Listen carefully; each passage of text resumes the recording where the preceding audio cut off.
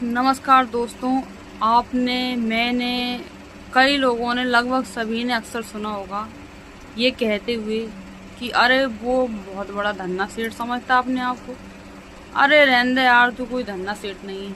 आपने ये तो सुना होगा कि बात बात पर लोग ऐसा, जब भी पैसे की बात आती है, ईगो की बात आती है, तो लोग बोलते हैं धन्ना सेठ, तू कितना बड़ा धन्ना सेठ है, सब जानते हैं वगैरह वगैरह। तो आपको पता है धन्ना सेठ के पीछे की कहानी क्या है?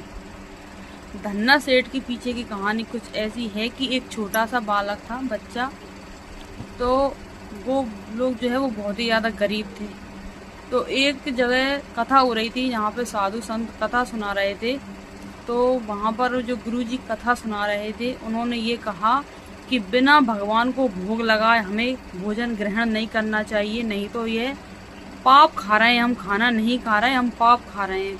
तो उस छोटे से बच्चे के मन में ये बात घर कर गई, बैठ गई पूरे तरीके से कि नहीं, गुरुजी सही कह रहे हैं, भगवान को खिलाए बिना हमें नहीं खाना चाहिए। वो बच्चा दौड़ते हुए अपनी माँ के पास आया और बोला कि माँ, हमारे घर में तो भगवान है ही नहीं है, हम खाना खाने से पहले भगवान को भोजन नहीं कराते हैं और इसलिए हम खाना नहीं खाते, हम पाप खाते हैं, ये तो गलत बात है।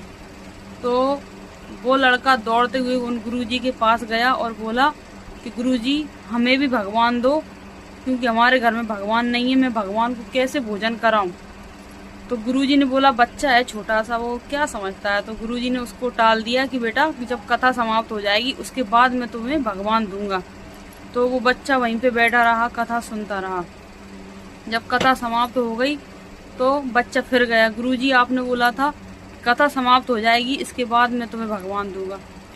अब गुरुजी सोच रहा है कि मैं इसको खाना जी तो दे नहीं सकता, छोटा बच्चा है, ये क्या सेवा संवार करेगा उनकी, और इसलिए उन्होंने नहीं दिया। उन्होंने भांग कूटने का, एक पत्थर था भांग कूटने का, गट्टा टाइप का कुछ था, तो वो उनको दे दिया कि ये ले जाइए, हैं भगवान, इनको तू करना पूजा। तो वो खुशी खुशी, बहुत खुशी हुआ, वो लड़का बहुत खुशी से अपने घर पे सीने से लगा के उस पत्थर को घर पे ले आया और पूजा पाठ करने लगा। उसकी पूजा पाठ क्या, वो नहा धो के नहा लेता, तो वो उनको भी उस गट्टे को नहला देता, खाता।